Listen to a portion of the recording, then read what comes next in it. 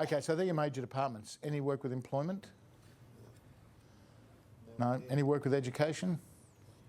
Well, Only because it's part of Family SA, a part of it. All of our mortgage programs are in education. Do any of you work with local government?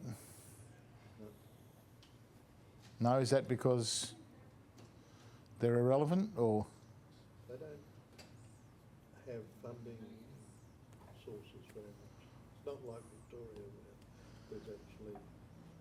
Not a lot of funding sources in local government, a little bit. I mean, Brendan certainly gets... with local government, it's more than anywhere, it's how you meet their agenda. So, look, I don't want to... We work with them. Yeah. As partners, if you want. I don't want to short-circuit what Brendan's going to say, but I know that there were major issues in the CBD in Melbourne around young people binge drinking after hours, so they worked with council to develop the Street Teams program, which Brendan will probably talk about. Council give $100,000 to that. Costs a lot more than that, of course. That's a reasonably substantial contribution from council. And council will occasionally in Melbourne buy programs off them in the sense that there was a real issue, and still is really, with begging on homeless people in Melbourne. And so they gave them $25,000 to do a 6-week begging inquiry sort of thing. They were developing a heatwave policy, so they used the Army as their test case for how you might develop a heatwave policy. I think most local governments have to have extreme weather policies and then separate bushfire ones, I think, in Victoria, or are they one over here? I mean, I think it's worthwhile engaging in those discussions just to get yourself on the front of agendas. We've got a problem with the dry zones in Adelaide, and Adelaide City Council wants something done, but I think they want the government to pay for it. Yeah. Is that your sort of drying out overnight things? Yeah, but they want more beds available for people, and they're throwing an incentive like, if you come into rehab, we'll take away your fines. Right. And that's the council. Okay. But they're not paying for anything. No. Well, I'm not being disrespectful here, but you have got a state with a few financial problems. Just a few. And that makes everything harder for everybody, and often it's community services that are at the back burner, aren't they? There are other things that get the front foot. Okay. However, the balance, we're working for Families SA, which is in the poo, so we're sort of a good story for them, so we're pretty safe in that sense because they need a good story at the moment to get kicked from pillar to post.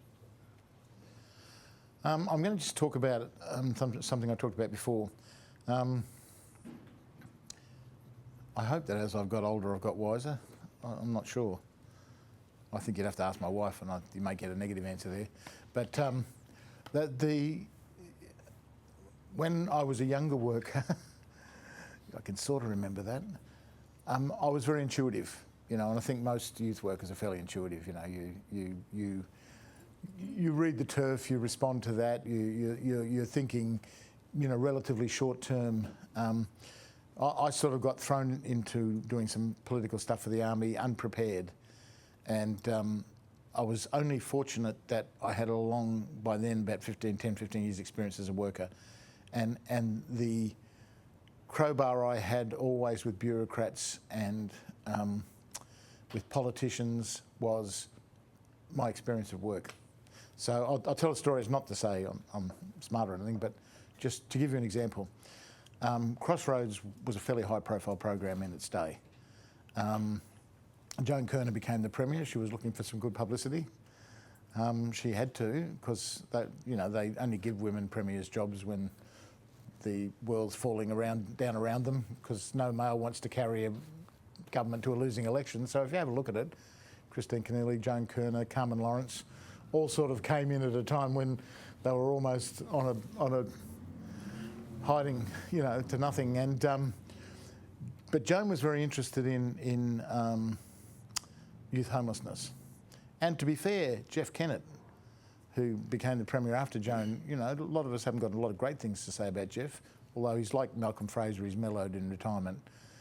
he also had a big interest in youth homelessness. So really the welfare portfolio didn't suffer under Jeff Kennett.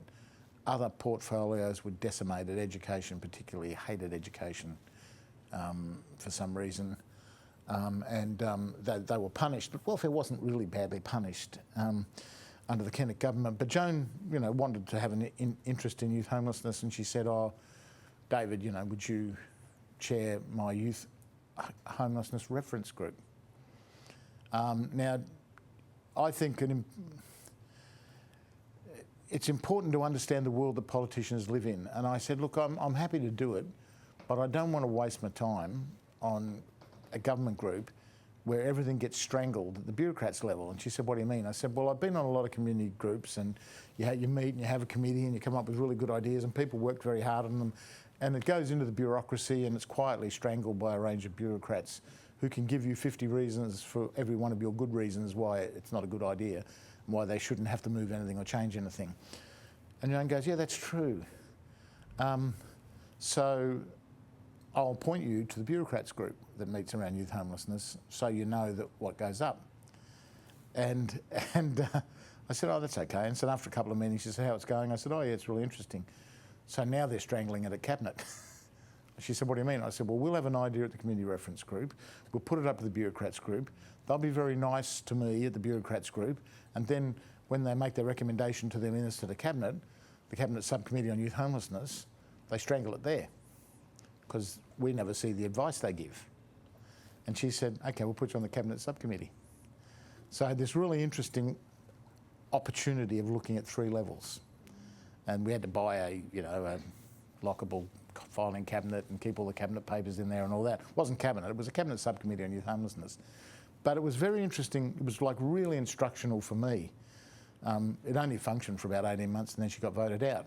But I got to look at the 3 levels of government operation, or the 3 levels of operations. So you have all the activity at the community level, which I would say in the last 10 years has got more and more political. I don't know about you guys. I think it's a bit of a cesspool out there sometimes in inter-agency relationships.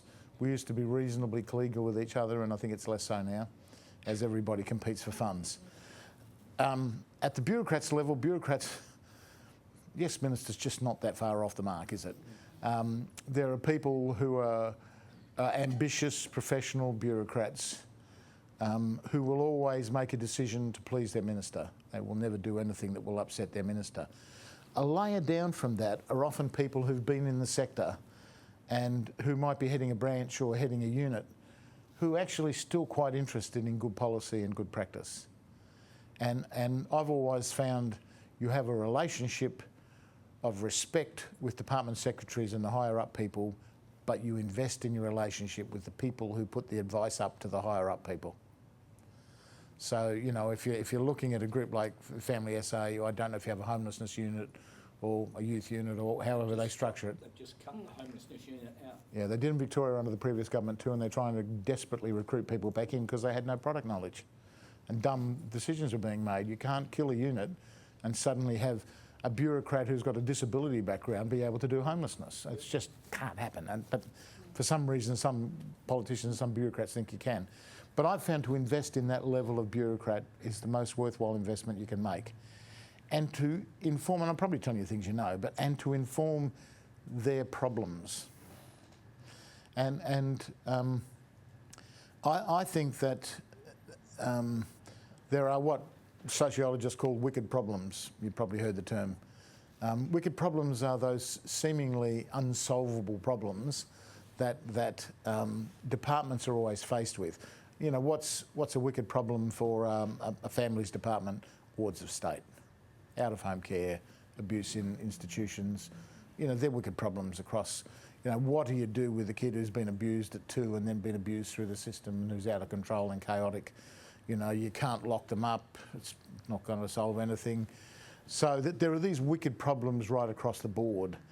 And I've always found it's worthwhile identifying the wicked problems in your sector and then workshopping either in your own organisation or with other organisations, what are some options forward? And when you're dealing with the bureaucrats who are still on the policy and practice development problems, to invest your ideas in them and talk to them about, you know, you don't always have to go to a bureaucrat for a funding issue. I found if you do that, they see you coming through the door and suddenly they've got a meeting at, you get there at 5 to 11, they've got a meeting at 3 minutes to 11, I'll give you 2 minutes and then I've got to go, you know. If they've got used to you raising with them, inviting them out to your service, chatting with them about the problems, I think you can build a relationship that's one, more respectful, but two, more informative for them. And I think the challenge is to become the go-to person for when they've got a wicked problem. I'll give you an example of that. You know, people say, oh, you chaired that Prime Minister's Homelessness Task Force. Yeah, you know, I got selected from right across the country to do that. No, I didn't. I'll tell you what happened. Salvation Army and all the other major church groups, when the Howard government first came in, Jocelyn Newman was running a line that the Youth Homelessness Allowance was forcing kids, making kids run away from home and breaking up families. She was really hot for it. And she'd found 2 or 3 family groups in every state who were really, my child's been taken away because the government's giving them money to leave home. And she worked that issue like a Stradivarius, you know, she really worked it. So heads of church were supposed to meet with the Howard government and nobody from the army wanted to go.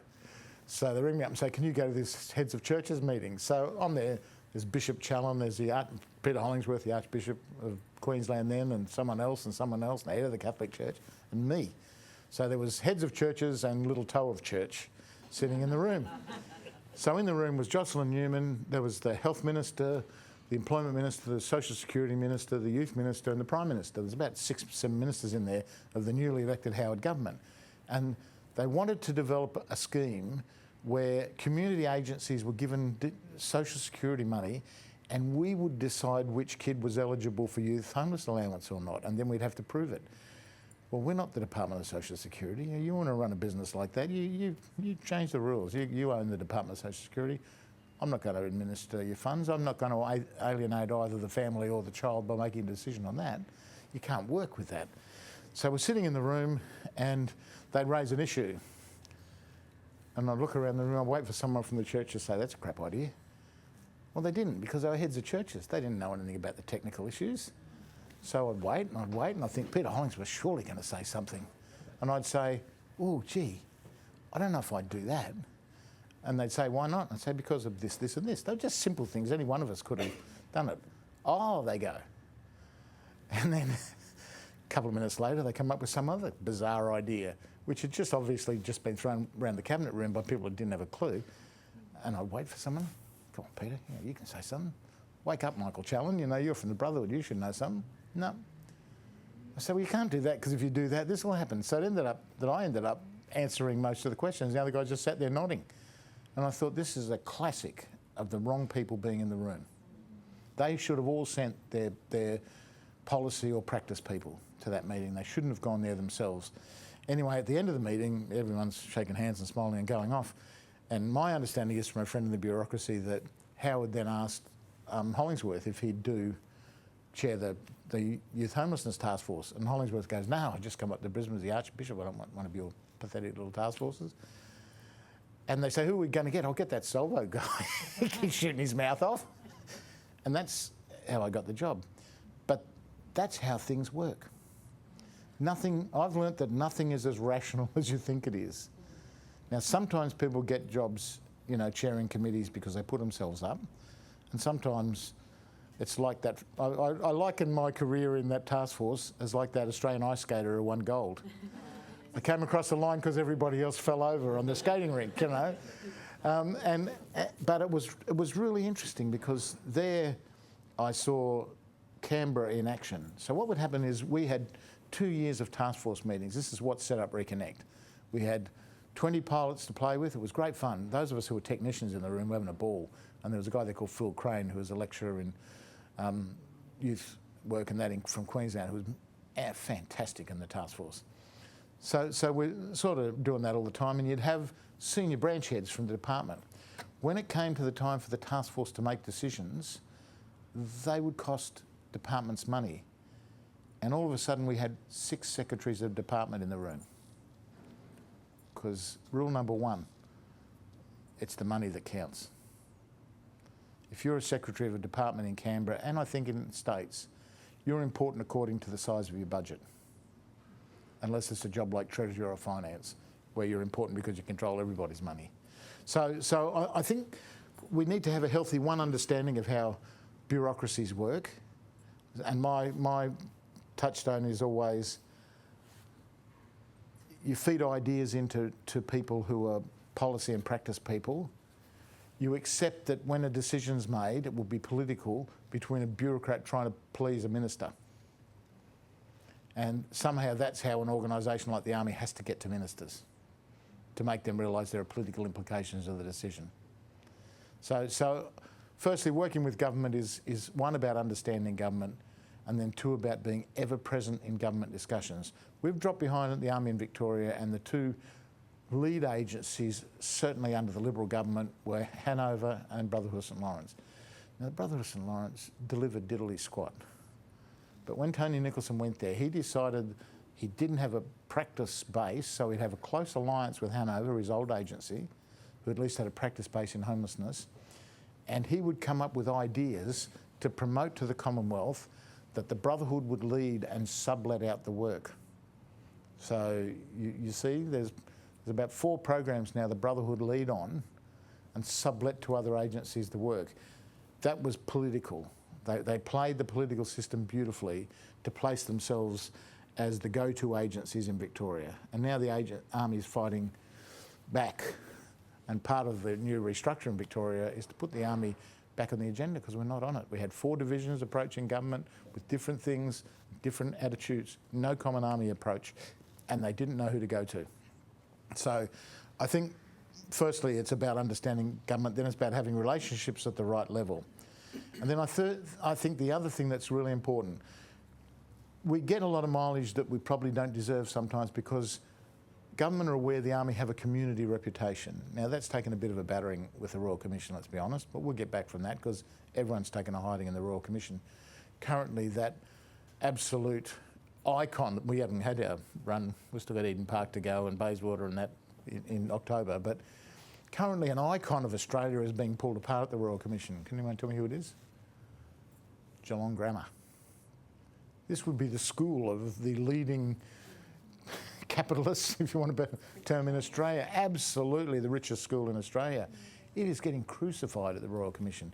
Everybody will get their hiding. That's probably the one redeeming thing for us. The other thing for us is it has forced us to look at ourselves in a different light and say, look, we can make big mistakes, and we did. And there's been a fair bit of analysis at the senior level of the Army about what went wrong. Now, it was not in the lifetime of any of these leaders. Or any of the people in social. I think just about everybody's dead who was probably involved in the worst of it. But let's think about why we got there. We got there because we didn't value children enough and didn't listen to them. We got there because a good manager was a manager who came in on budget, despite the fact that the blankets in their home might be threadbare, that the food was crap, and that the kids weren't being protected. We got there because we accepted community standards of the day, which were that you could be physical with kids. There's no excuse for sexual abuse, but some of the physical abuse was allowed because, well, you know, I got a belt when I was a kid. There's a whole lot of reasons that we've explored, and we have to explore more so we don't go back there. But I think the really important ones are valuing and listening to children, investing in social programs at an appropriate level or don't run them, and thirdly, transparent accountability. You know, systems in place that make transparent the work that everybody does with kids. Because we know pedophiles are clever, and we were dumb. So there's a lesson. But here's what I'm leading into here. You have to have a government strategy about how you're going to relate to government, but you have to have a communication strategy about what you're saying in the community. And one of our problems as an organisation is that our communication strategy is around fundraising. And our communication strategy should be around social marketing. Now, what I mean by social marketing, it's a Canadian term, which is really about, we should be out there talking about the issues and what needs to happen in the issues. What are the issues of homelessness? Well, one is housing affordability, another one is family breakdown, another one is abuse. You know, the Royal Commission, it's startling for all of us.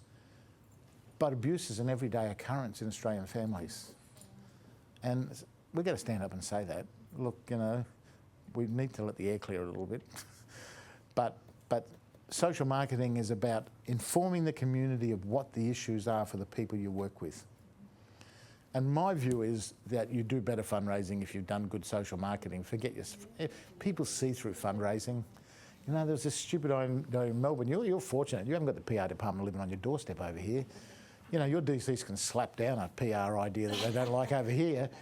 One of the ideas in Melbourne was that they build this dome of 40,000 lights. Have you heard this one?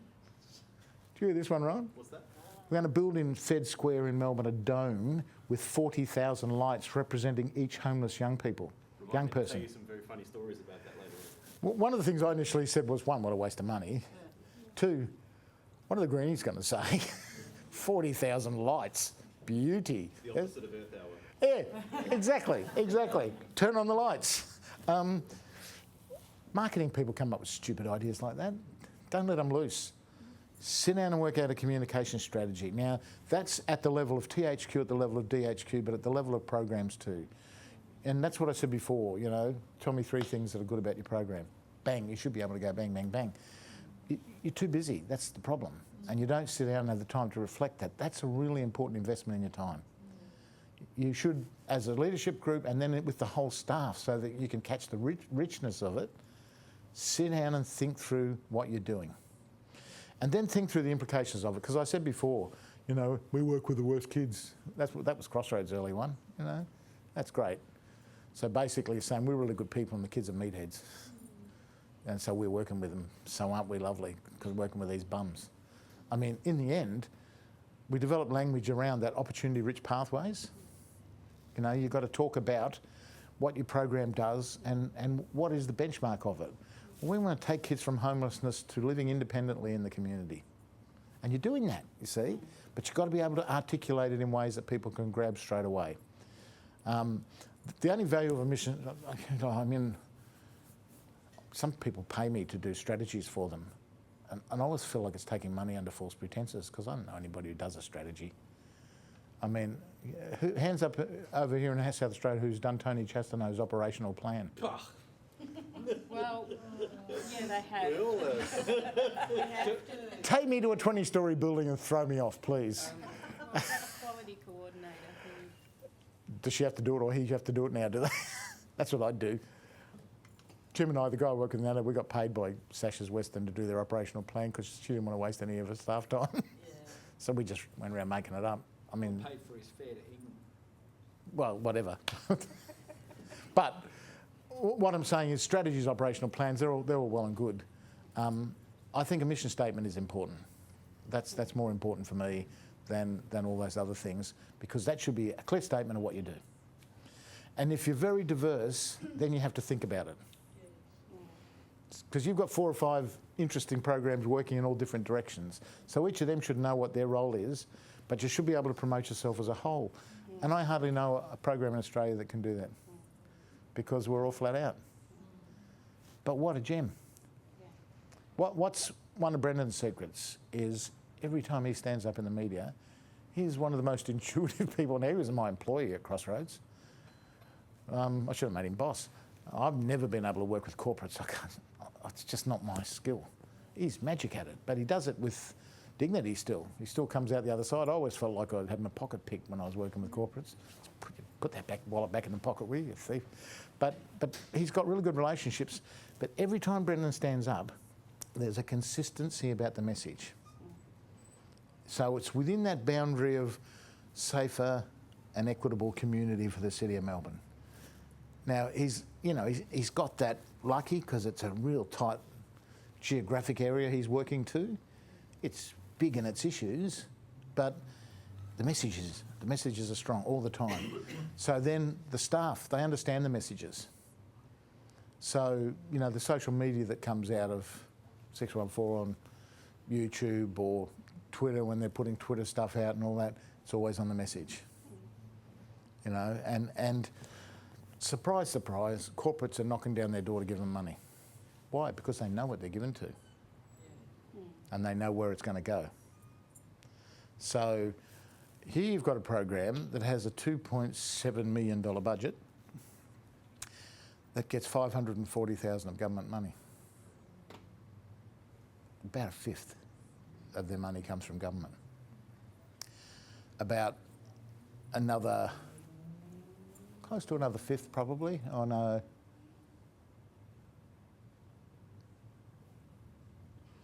little less than a fifth, they fundraise themselves. Now they're fortunate, they've got the CBD of Melbourne, the Christmas Carol in.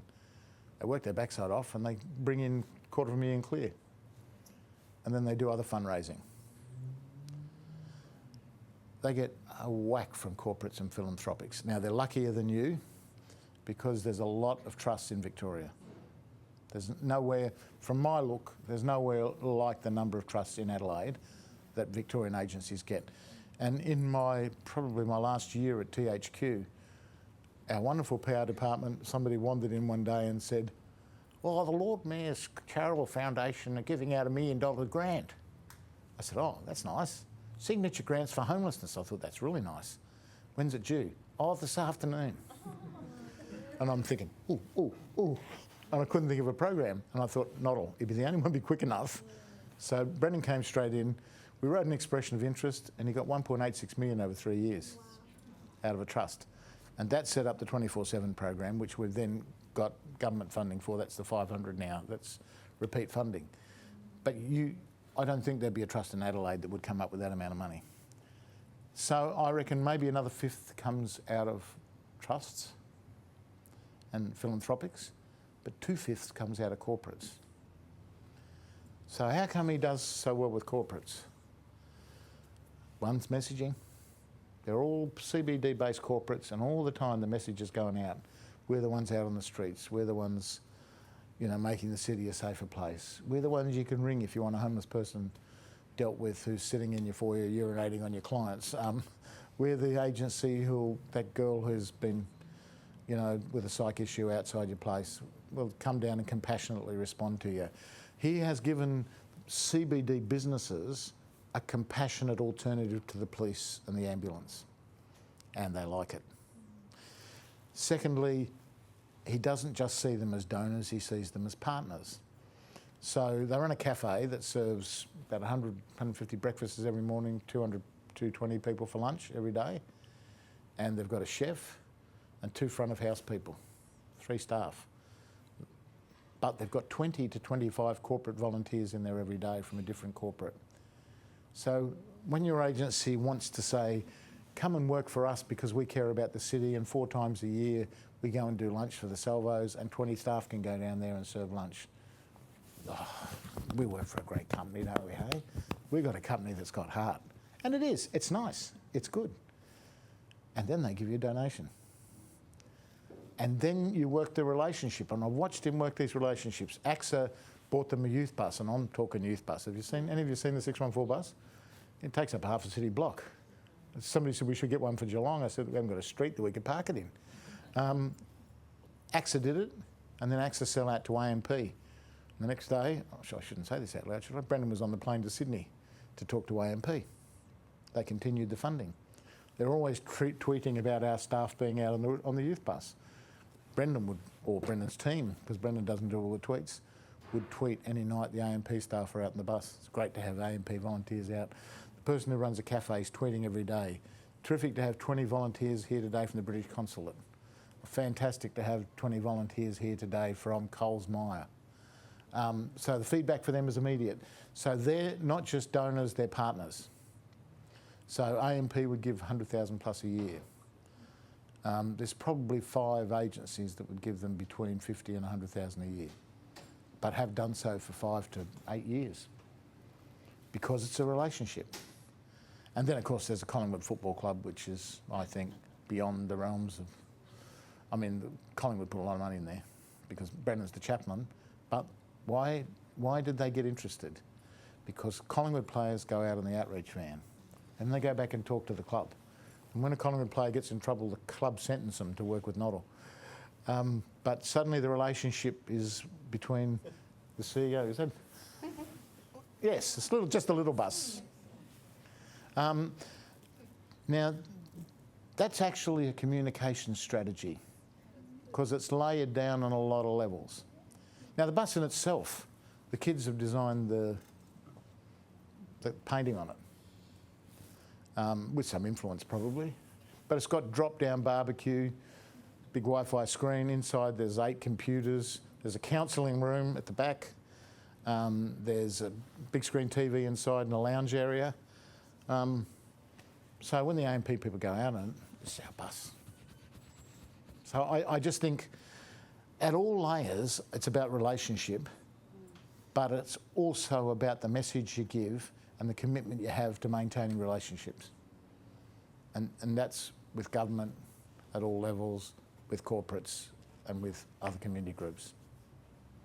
Do you want to do some questions and just talk about a few things? Maybe you've got some areas where you've got some good ones. But How does Brendan cope with the PR department? with the PR department, I don't know that I'd like to comment on that. I might have a view. My view might be that he's probably raised more corporate money than they have without a team. Yeah, but they wouldn't like it, would they? No, I think This they've... is a crisis. He's where you point the cameras. You know. I think Rowan's exactly right. He's the go-to person when they're in a spot or they can't get media. And for the last, 5 years, it's been 614 who've organised who speaks at the Red Shield Appeal launch in Victoria because nobody's bothered to do it from PR. And then suddenly there's a panic to say, oh, who are we going to get? Brendan, who should we have? Oh, Gary Pert will come along with a couple of Collingwood players, or the year before it was someone else who was connected to 614. But that is a tense relationship because... They do all the executive donor breakfasts, all of that happens at 614. So Yep. I think they need him more than he does. Look, That's all very well. going back, that was the same history with Crossroads. But John Dalziel did it differently than the current. I mean, I think we didn't know, I don't know, you guys might not even remember John Dalziel, but he was the media and communications person. And John was a high-flying advertising executive who owned a very big company and sold it and came work for the Army. John was much smarter because John would develop a number of Brendans. So he'd use Crossroads as his fallback position, but he also had relationships with about 6 other agencies in Melbourne who he could call on for media. But at the moment there's only one, yet they get dirty with Brendan for being in the media all the time. You put him in the media all the time, you turkeys. You know, can't have it both ways. Well, Take the turkeys out, Grant.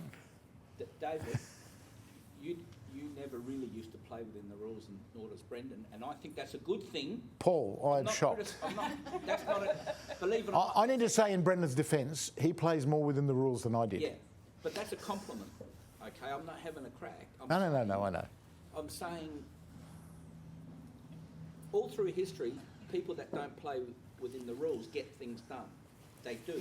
That's a historical fact. You look at any great person that's led any kind of revolution, they've played outside of the rules. There's a cost involved for doing that. Yeah. You know, we can't all maverick, but at the same time I wish I knew the recipe for, because if Brendan played within the rules, he wouldn't get a look in, really. But because he's so powerful... Well, I think if Brendan was waiting for the PR department to come up with his corporate money, he'd be a tenth of the size that he is now. Absolutely. But he had to get to that size. Look, to Brendan's credit, Brendan wouldn't go on the press without bringing Bruce Redman or somebody. The fact that the press approach him all the time is not Brendan's fault. No. And I think that's an issue. I probably, the only point at which I broke too many rules, I had a very liberal view of that 10% they allowed you to overspend each year. I would have seen that as development money. Because remember, the Army had this wonderful period in its history when it had a lot of money, and you get between a 2 and a 7% rise each year in your budget, depending what year. You're too young, Rhonda. Depending what year it was, and then at the end of the year, if you ran over your budget, What is the source of it? if you ran over your budget, right, they would make it up before the start of the next year. Well, thank you. That's what I introduced the 10% rule. I think 10% over your budget's fine. It was just harder for them when we had a $6 million budget, because 10% was 600,000. But the reality is, yes, I think any programs that grow in any conservative organisation have to push the boundaries. I think you need to be careful which boundaries you push. And I've always found that the boundary to push is really client need informed boundaries. If you can prove to the Army, if you go to the Army and say, I'm sorry, I'm going to do this.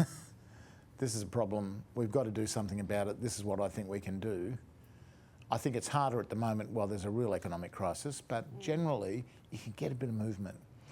Now, I think it is harder for you because the big money's still in Melbourne. I've always felt it was harder for the other states.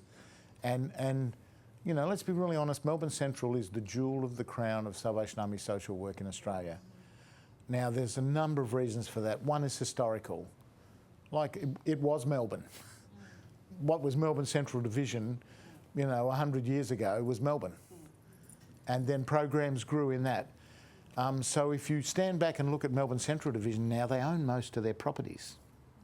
You go to Eastern Vic Division, East Care pays a bucket load of rent out each year for their properties. Other programs in Eastern Vic and Northern Vic and Western Vic as well haven't got many owned properties, but Melbourne Central's got a lot of them. The second thing is, it is centre of the city. It's what the police see. So they're historically big programs. They're in the right spot. So you have a huge social thing in Melbourne Central. But that does mean when South Australia or WA or Western Vic or Northern Vic come in, Tassie, you know, Tassie we forgot about totally, but they might find the money's gone already. Or because the trusts are in Melbourne, THQ becomes Melbourne-centric. So I think you have got an issue there. I'm not sure how you work through that one. I don't know how much Red Shield money goes in from South Australia, but you can always argue that you get back what you put in. But if you're getting back more than you put in, you've got a problem. You haven't got anywhere to go. No, we don't get back anymore. I think you can. I think in the future, any state can run an argument that they should get back what they put in. And the deficits in some divisions should come out of the eastern suburbs of Melbourne, which gives, you know, which is the rich part of the territory, and you get a fair bit of money in from. You know, they don't need a lot of homelessness programs in Camberwell and Ringwood. They need little ones, but not big ones. But I do think there's even a communication strategy you probably need with headquarters, because there is a challenge there about people being removed. We're different to Anglicare. See, Anglicare is state by state, and the Central Anglicare Authority, you know, is Casey Chambers up in Canberra just representing the states. And that has disadvantages when you're talking about the Anglicans trying to develop a national program, but it has advantages about keeping their equivalent of the territorial leadership in place. So, I mean, I think you need a communication strategy to THQ. You've got a couple of people, there's a couple of South Australians inside THQ, you know, might be able to promote your cause. I'm not really inside anymore. Oh, are you? No, we're offside. Any other discussions? What something you might think's unique? I haven't really answered your question, I know, Well, but can we talk about what is our message in South Australia? yep. Not nationally, but what Okay. is the Salvation Army's? And that's what we're grappling with at the moment, isn't it?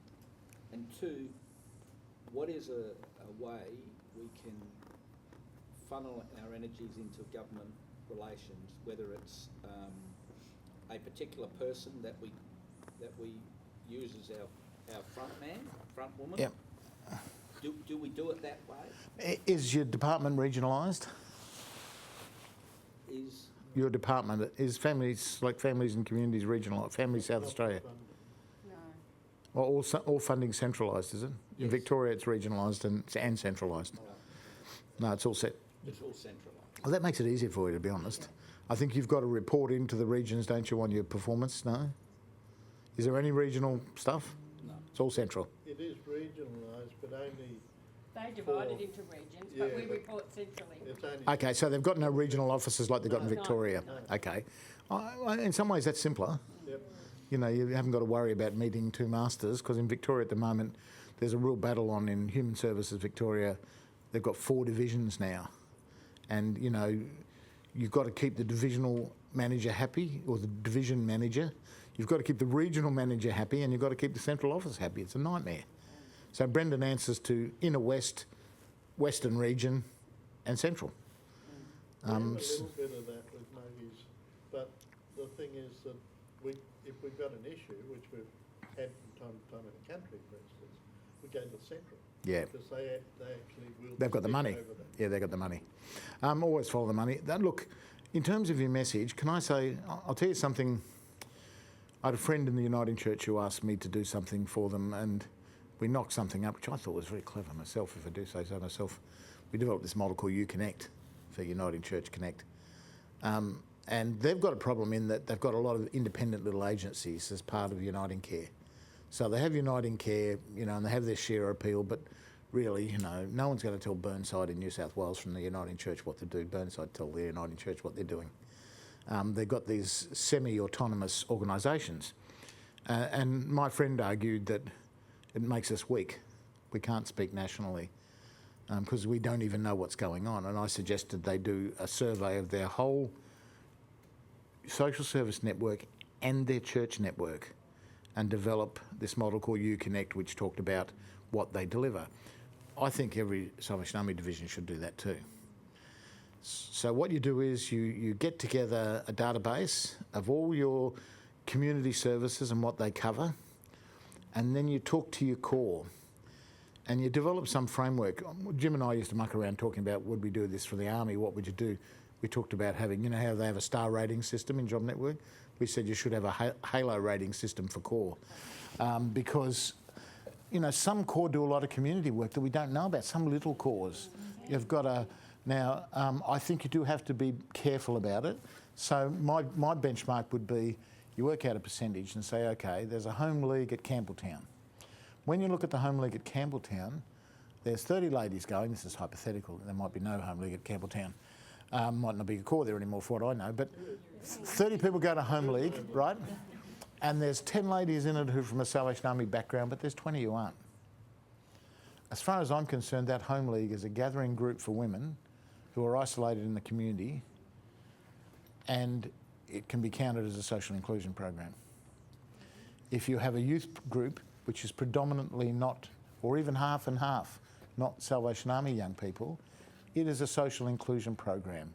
Let's be really honest about what a lot of the things core do. They are inclusive activities.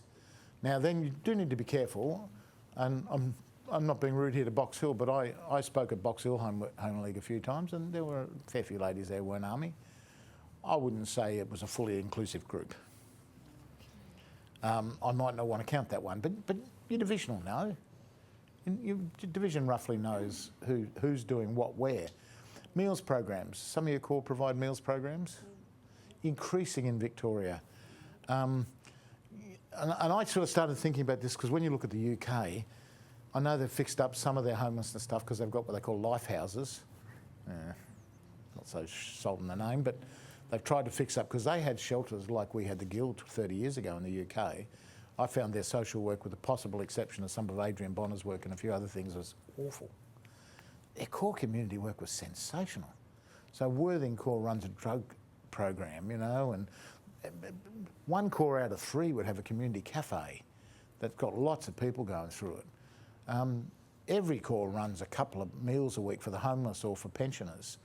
There's some little daggy little core in Yorkshire that's got 2 old ladies running it that's got a youth group of 90 because there's nothing running in the town, and these 2 old ladies think, I'm going to do something for the kids. So kids are pouring into the place because there's nothing else in town. My beef with the Love used to be sometimes that there's a kids club network in the UK that had something like 15,000 kids attending, and people treated it as though it wasn't there because they weren't Army kids or something. I don't know what it was, but what a community inclusion program. So you sit down and you count all of them. You count your social programs. You spread them out on a spreadsheet and say, okay, well, these are broadly homelessness-related programs. These are health-related. These are children and families programs. These are social inclusion programs. Broke that down into children, young people, like mainly music. If you've got mainly music, what a social inclusion program that is, youth, families, pensioners. And you go to the government and you say, This year in South Australia, the Salvation Army contacted this number. You do a little report, send it to the media, get a few good stories attached to it. That's the beginning of your communication strategy with government. Then you pick out some spectacular examples, and you've got some high quality youth and other programs, you know, even some of the programs you run, Paul, are really good. Despite me. Yeah, no, he's all right. He's okay. Get some examples. Have a media strategy for rolling some of them out. Normally, we only do that at Red Shield Appeal time because we want to get dollars in. But you create your impression around the year. Do some lovely stories. The Army at Christmas can be fantastic. Some of the things Corps do, some of the things Doorways and others do in terms of what they distribute at Christmas. Do some stories on it. Then think through your communication strategy about where you put the stories. You know, it's not just the Adelaide Advertiser. There are men's health magazines. There are local papers desperate for stories. If you send a story into a local paper with a good picture, saves their photographer going out, saves them money, 7 times out of 10 they'll print it. They might ring you up and run it through, but you know, but again, know what you want to say. What do you want to say about muggies in this local community? Is there a social marketing message as well as just a PR message? The social marketing message might be, we actually think kids can make it from the most disadvantaged backgrounds. Have some confidence that kids can succeed. So you've said some stories this morning already about, you know, people have come back and talked about things. Run a Facebook page for clients. I'm not of the media generation. I was just thinking, you said that like you know what it is. I've got Facebook, and I'm very active on Facebook, Grant. I had Twitter for a while, but I found if you'll excuse me, I was a smartass on Twitter. Because those 160 characters, I'm always thinking, what smarty thing can I say to put down a mate? Facebook's interesting. I went on Facebook because we were in the UK for 3 years and I got a lot of really good friends over there, so I can use Facebook to communicate with them. And then all of a sudden, I find ex-Tram District kids befriending me on Facebook.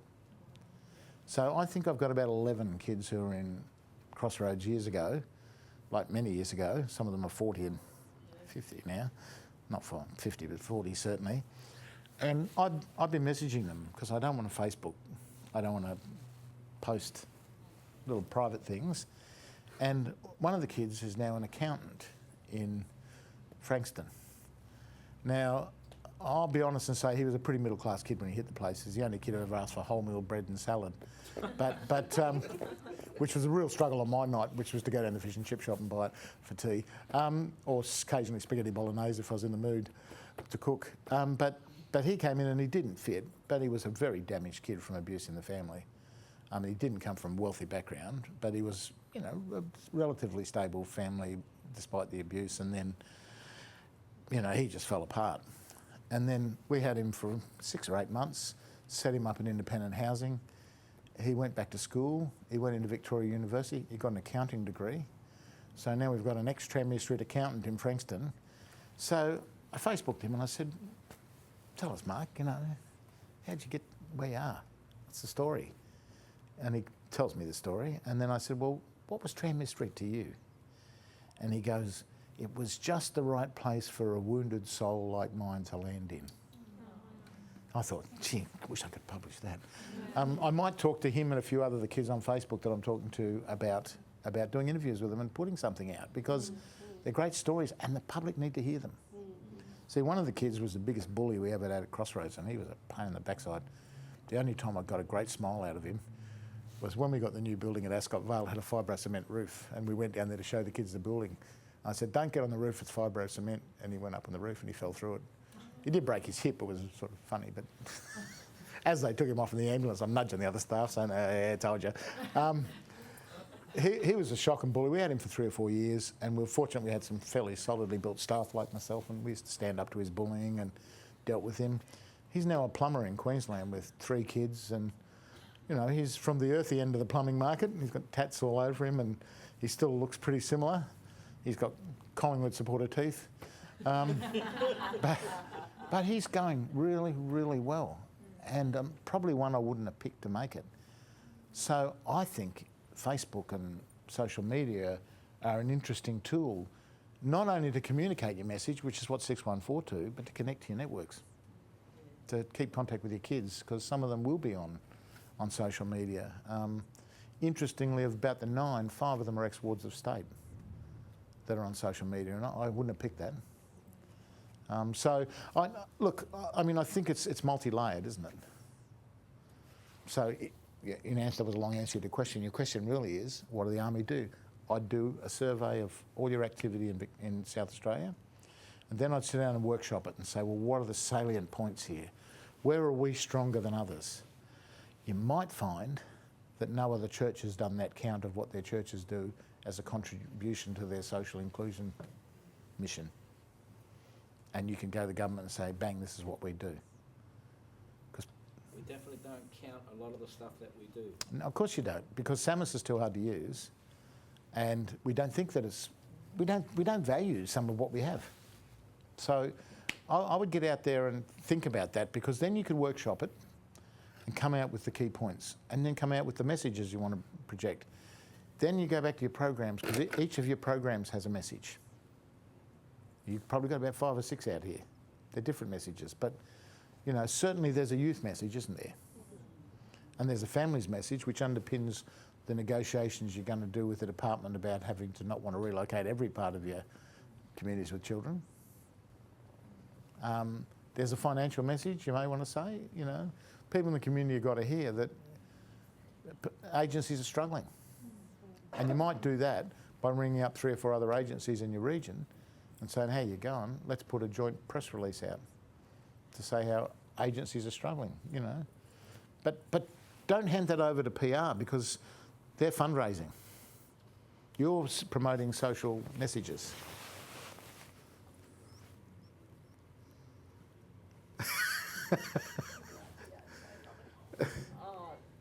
Well, you own your PR more anyway. You can probably tell your PR people what to do, can't you?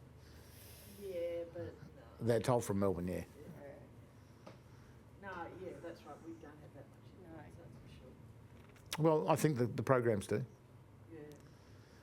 Yeah. In terms of your common points to government, I think you've got to work your message out first. Yeah. Yeah, that's for sure. We save them bucket loads. Yeah. Can you prove that? And I was about to say,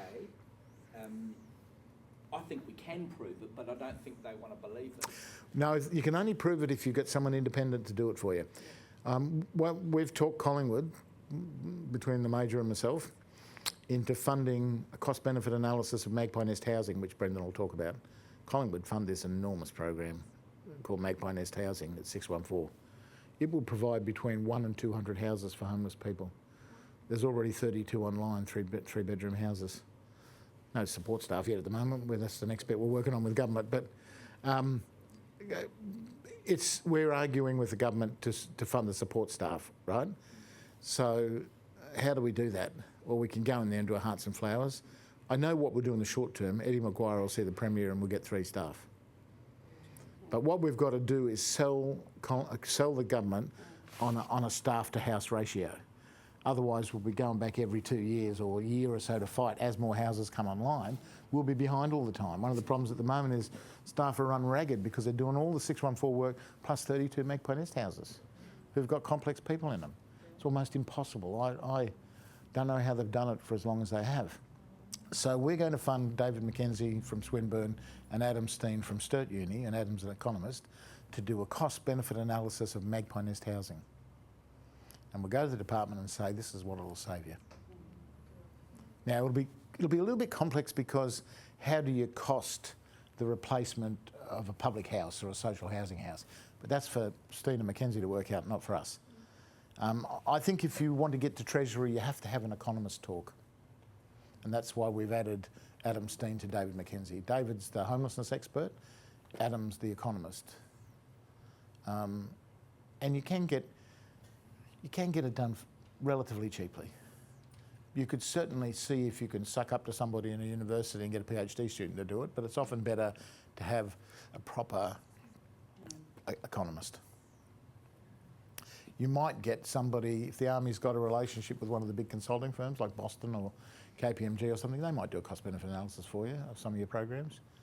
But don't go to government with one you've done yourself, because they'll immediately say, like, they'll challenge your figures. They'll take you to the cleaners on them. you know. And you know, Brendan said, "Oh, can't you and Jim do it?" No, I'm not an economist. Jim's not an economist. You're getting a social worker and a bureaucrat to do an economic study that'll go into Treasury, and they'll pick you apart just on your name. They won't even look at the document. You've got to have a professor of accounting, Sturt University, or associate professor of economics at Adelaide University or something like that. Associate professors are always good because they're still trying to make their name. Sometimes they're cheaper.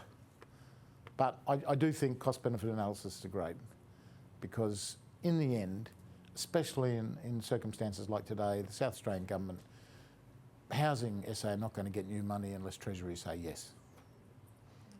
So you're actually convincing Treasury and you're actually empowering Families SA to get more money out of Treasury. See, the money for Magpie Nest won't come out of DHHS in Victoria. The premiers will get it out of Treasury. So, I mean, that's the knowledge of government you chase, but I think it's always thinking through. Just think through the strategy. You know, work out the best thing. What's the best thing you think you do that if you did a cost-benefit analysis on it, would show the best. I mean, without even looking, I'm going to say in Ingle Farm, it'll be something to do with wards. Wards and stuff. Yeah, because departments know what wards cost. If you can come up with some sort of radical idea about dealing with wards, bingo. Or even a not so radical idea that you can cost. You know, I that's, guess that's what we've done in some ways. yeah. Well, it is. That's probably how you got the money. But I mean, if you want to ramp it up, if you want to do new programs, We never tendered for it. yeah, well, We went to them. and they panic about wards. I mean, no, they're underbelly. The other issue is affordable housing. You know, how do you create affordable housing? Firstly, you've got to look at how much housing you manage, and then tell them what you manage across the state. But you've got to have an idea about where to do affordable housing. Magpie Nest is a model. Basically, Magpie Nest model is Collingwood Football Club. With them crow's nest. Yeah, so they probably wouldn't want to do it because Collingwood's do it. You'll have to find another way to get money out of the Crows. But Magpie Nest is Collingwood lease a house. They put $12,000 worth of furnishing in it, and they underwrite the rent shortages. So clients that pay $180 a week, which includes services, power and gas, that can creep up because they do tend to leave every light on in the house and the heater runs right through winter. But Collingwood will underwrite that. But the other way, Westcare, Sasha's Western, have got a very good private rental model that they work with local real estate agencies to get the crappy houses in the region. In Sunshine in particular, there's a lot of low standard private housing, and the turnover is really high in it. So Rita's gone to the agents and said, why don't you tell us when you've got a high default property all the time, give it to us and we'll rent it out. Now, one of the great things about Magpie Nest is they've got 32 houses in 2 years so far. I thought Eddie was promising 100, now he's saying 200 because Eddie can't resist exaggerating, so we're going to hold him to 200. If we'd leased them through the Army, we'd have 5 houses now. Because you know how long it takes to get a lease property through property. So you talk about not going through the system. Brendan hasn't gone through the system there, but he hasn't done it in a way that offends anyone in the Army. See, if we'd waited for property, you've got to find the house, then you've got to put it up for approval, and it goes through the divisional board, goes to the territorial board, goes to the property board, TPPC, and the real estate agent comes back and says, sorry, let that. So you start all over again with another place. Collingwood would go out, look at 3 houses, ring 24/7, the staff go out and have a look at them. Yeah, we like those 2, we don't like that one. Okay, we'll sign them up on the spot. And you could do variations of that program with a big corporate if you found one. You might look at 5 or 10 houses. But I tell you, every time you can talk about something that a corporate's contributed to a social program, you will get a smile on the face of a bureaucrat. because they talk about it, but they can't see too many examples of it. I don't know how much time we've got, but can I ask you one question? I always like to know the answer to this question. Who's your competition? Start with you, Paul. Who's your competition? Uniting Care? community. Well, uniting Yeah, yep, community. yep. Community. Two separate. Are they Yeah, both? uniting communities Okay. in the AOD. What about in homelessness? Well, Unity Housing. Is that their offshoot, is it? No, No. no. Is that a social No. housing provider? Started off with 8 houses 15 years ago, got 1,300 now. What about Junction? Yeah, they're coming up the back straight. Who's your competition? Mm. Actually, Peter Sanderman wants to see me on Monday. Be interesting to know what he wants. To He- advertise his latest campaign. Yeah. When he dressed as Superman. But did it get front page? Yeah. He gets front page, all right. It's all right. Are they doing much? Who? Anglicare. They talk a lot. They Yeah. get the publicity. Yeah, They've got yeah. it nailed. Yeah. They, from what I gather, they do so many similar things to us, but they're the ones Yeah. that the papers go to all the time. Yeah. Our work's better than theirs, Mm. but you wouldn't think it. Well, they had the slight advantage of having a premier as their CEO for a while, didn't they? An ex-premier. Yeah. Probably wasn't their worst appointment. So how would we go with a program like Muggies? Because we don't advertise or anything like that. So how do we go? Yeah. Well, I mean, sometimes you ask yourself the question, am I advertising, am I social marketing? So you figure out how you do what in your various parts of your program. I mean, I think, so you can't advertise the ward stuff much, can you? Because there's departmental rules about showing the picture of a ward and all that sort of stuff. So you can only obliquely refer to it because they're wards.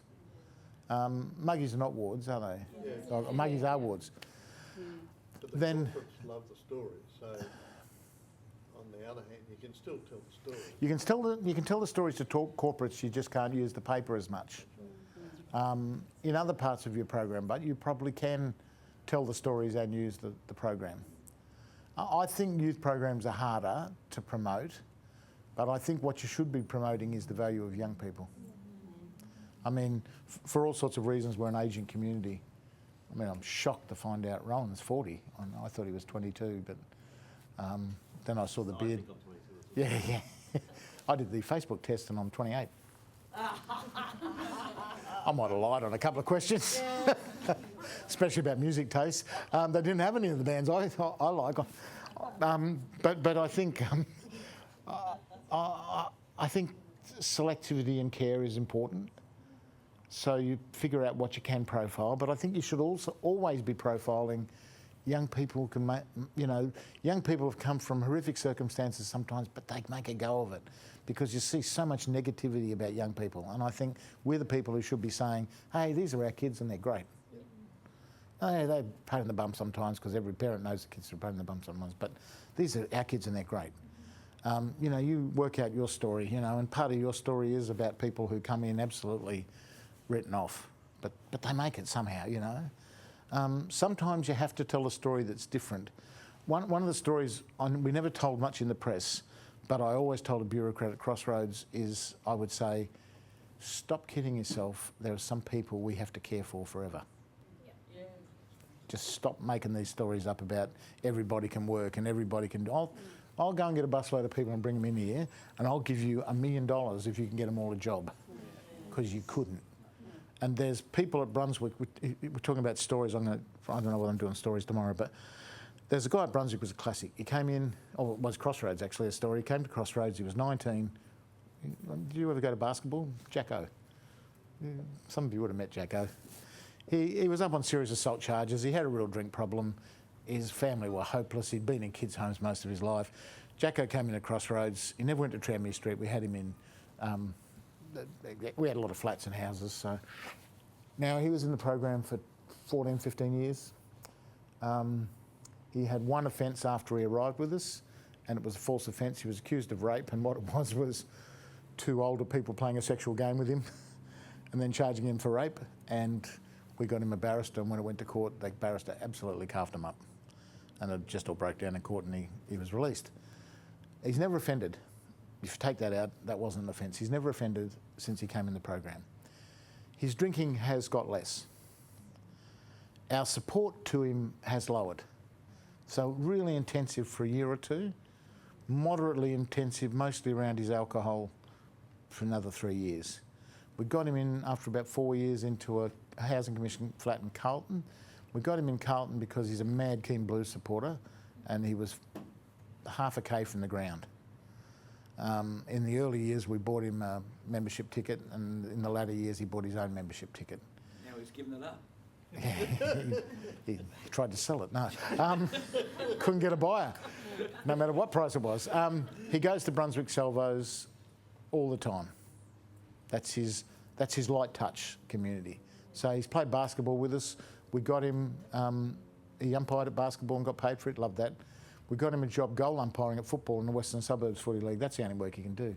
Actually, if someone had got him young, he can score at cricket. I can't figure out all those dots and dashes. It's all too difficult for me. Mathematically, he would have been good, I think, but social skills are abysmal. So we get him a job as a goal umpire in the Western Suburbs Footy League, and we get a phone call from the league, and they say after about 3 months, "Oh, we might have to sack Jacko." I said, "Why?" He keeps reporting people. So we've got every game just about, he's reporting somebody from the goal umpire's position, and the field umpires aren't reporting anyone. I think, well, what's going on? So I said, Hutch, try and find out what Jacko's doing with that goal umpiring. If you report someone, you go along to the tribunal and they serve sandwiches and coffee. He was getting a meal. so we had to pull him in and say, "You're going to lose your job, Jacko. There's an income there. You know, you can't keep reporting people. In fact, you can't report anyone unless a field umpire does, all right? If a field umpire reports someone, you can report them too." So we had to deal with that. But now, very minimal. There was one point where there was a glip because he had a girlfriend and they were going to be married, and they had a child, actually. And she committed suicide. And I don't know, some of you know Jason Stewart. Jason moved in with him for 4 days and lived with him for the 4 days to get him through that. And then we just levelled him off again. So I want to do a unit cost on him. It'd be worth, he'd save millions. Yep.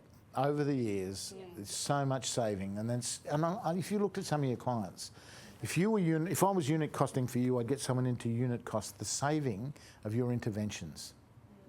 Probably everywhere you can do that. But you can make a choice to unit cost a program or unit cost your interventions. I think you'd be surprised. And people talk off the top of their head and they do that sort of arbitrary stuff like, "Oh, well, he'd probably be in jail and that costs $100,000 a year, blah, blah." Treasury's right over that stuff. You've got to do better than that.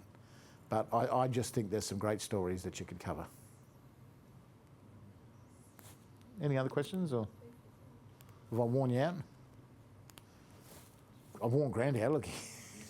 Caught the order. I'd like to ask, with our problem with DSS at the moment, DSS has now handed down most of the authority to the state. Yeah. State office, I should say. Okay, state office of DSS. Yep. Which means that there's inconsistencies between states. Yes. Now, what DSS funding have you got? Have you got ER Ours is funding? Communities for Children. Okay, yours is and then community. there's Yep. CSS. Yep. Yeah. And I guess the problem for me is, and the frustration at the moment, is trying to deal with inconsistencies. And lots of inconsistencies within this department here. Yep. But there's even greater inconsistencies when you start to compare States. across the state. Yep. So for instance, here, they've decided that our family zone hub can't function and be funded by them. Yeah. In Queensland, Salvos, Logan, They get where funded. They actually copied us and used it as a model, and it's not only been funded, but it's been put up as a model. Yeah. Look, I mean, Deal with it. I have a view about this current Commonwealth government. I think it's the worst Commonwealth government I've ever seen in my history. They have a ruthless policy of dispersing responsibility to states but not cash. Yep. So you look at the the cost shifting that's going on at the moment, and nobody's challenging it because it's very clever. It is clever. I'm surprised they're still doing communities with children, to be honest, because they've devolved most of their other programs to someone else, and they do ER. I think you can try and make a case around the comparison to other states, but you'd have to make that to Canberra, Yep. not to your state office. Yes, that's where And then it'll cheese your state office off, you'll be sure of that. Or you can go to them and say, I think I have to go to Canberra on this one, because you're denuding a really good program of opportunities.